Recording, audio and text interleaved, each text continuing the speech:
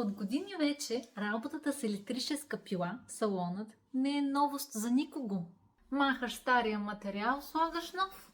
Обаче все някога ще ти се случи да трябва да сваляш материал, който е направен буквално преди дни, ако не и вчера. Сега ще ви демонстрирам как се действа в такава ситуация. Виждате, нокътят подготвен за демонстрацията на няколко дена, блекът стига почти до кутикулата, а малките хитринки, които ще ви покажа, променят целият резултат. Хитринка номер 1.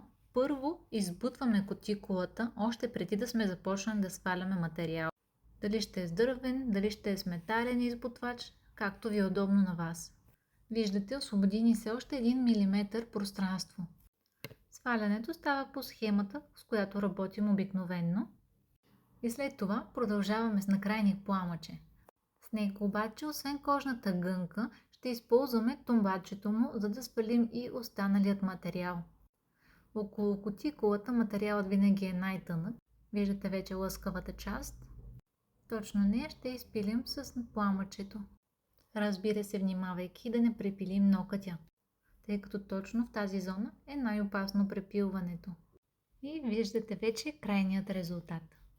Последвайте Емо Cosmetics за още тайни от светът на маникюра.